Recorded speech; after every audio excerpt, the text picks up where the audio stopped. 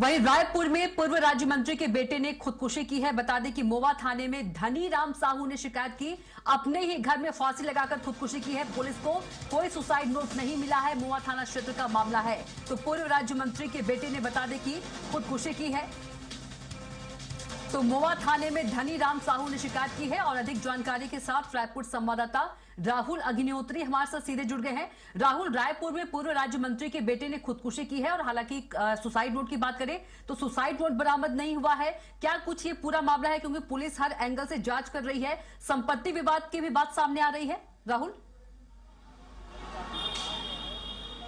कृतिका, इस पूरे मामले को देखा जाए तो जो जय साहू है उसने आत्महत्या कर ली है। और इस पूरे प्रकरण पर यदि आपको जानकारी देने का प्रयास करूं तो 14 अप्रैल से जो विवाद है वो काफी बढ़ गया था, क्योंकि 14 अप्रैल की रात कहा जाता है कि जो जय साहू है और उनकी पत्नी किरण है उनके बीच में जमकर के मारपीट हुई थी, जिसके बाद जो शिकायत है वो दोनों ही पक्षों के द्वारा यहाँ पर मोवा थाना में किया गया था। और उसके बाद से जो पुलिस है वो लगातार मामले पर नजर बनाई हुई थी। और इसी बीच देखा जाता है कि 26 अप्रैल की शाम को जो मृतक का भाई है वो यहाँ पर पहुँचता है और उसके द्वारा थाने पर शिकायत की जाती है कि उसका भाई सुबह से ही दरवाजा नहीं खोल रहा है। जिसके बाद में जो पुलिस है उनकी ओर से जो पर्यवेक्षक है वो वहाँ पर पहुँचते हैं। उसके बाद में देखा जाता है कि दरवाजा अंदर से बंद था। दरवाजे को जब तोड़ा गया तो फिर देखे कि वहाँ पर जय साहू ने फांसी लगा ली है। इसके बाद जो दोनों ही पक्ष हैं वो खुलकर के सामने आए हैं। यहाँ पर जो पूर्व राज्य मंत्री धनी राम साहू है वो भी थाने पहुंचे थे, उनके द्वारा शिकायत दर्ज की गई है। और उनके शिकायत में साफ तौर पर कहा गया है कि जो मृतक की पत्नी है किरण साहू, उसके किसी गैर के साथ अवैध संबंध है और उसी के तहत जो पूरा जय साहू है वो काफी दबाव में रह रहा था। और इस पर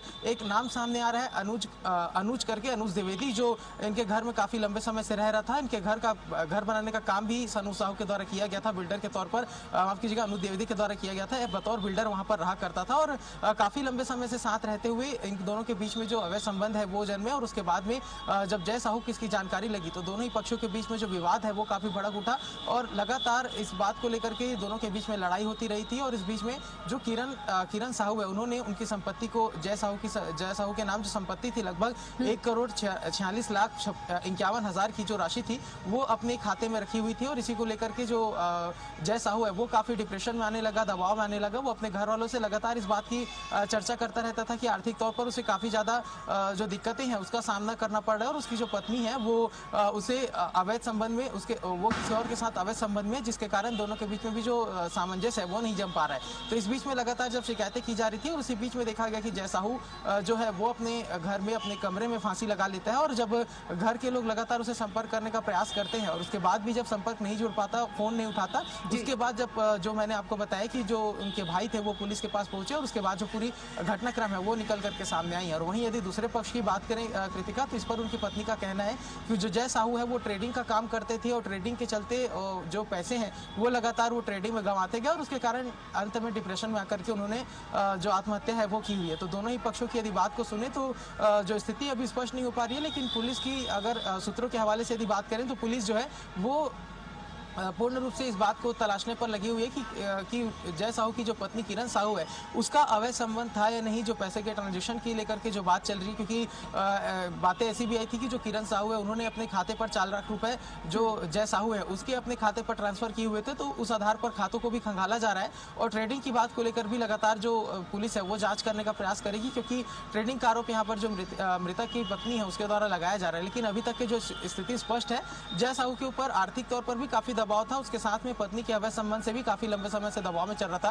क्योंकि हमने उसके दोस्तों से भी बात की, उनके दोस्तों का भी साफ तौर पर कहना था कि जो अनुज द्विवेदी है वो लंबे समय से इस जय साहू के घर में रहता था। घर बनाने के बाद लगभग 2019 से लेकर के अब तक के जो समय है उसमें ज्यादातर समय जो अनुज द्विवेदी है वो यहाँ पर जय साहू के घर में ही रहा करता था। और जब धीरे धीरे स्थिति स्पष्ट होने लगी तो विवाद जो है वो बढ़ने लगा। और 14 अप्रैल की रात जो मैंने आपको बताया कि 14 अप्रैल की रात जो किरण साहू है उसके पिता भी यहाँ पर पहुंचे हुए थे, जो अनुज द्विवेदी वो भी था, और तीनों ने मिलकर के जो जय साहू है उसके साथ मारपीट की हुई थी। और इसकी जानकारी जय साहू ने अपने भाई को भी दी थी, अपने परिजनों को भी दी थी। तो पूर्ण रूप से देखा जाए तो यहाँ पर मामला काफी गंभीर, काफी संवेदनशील नजर आ रहा है, क्योंकि इस पूरे विवाद के चलते एक व्यक्ति का जान चला गया है। उसके साथ में देखा जाए तो जो परिवार है वो पूरी तरीके से टूटा हुआ है और न्याय की आस में लगातार जो थानों के चक्कर है वो यहाँ पर जो मृतक के परिजन है वो लगाते हुए नजर आ रहे हैं। वहीं देखा जाए तो दूसरे पक्ष की बात करें तो जो किरण साहू है उनके भी भाई और उनके जो पिता हैं वो भी थाने पर बैठे हुए हैं और अपने जो पक्ष है वो यहाँ पर पुलिस के समक्ष रखते हुए नजर आ रहे हैं। जी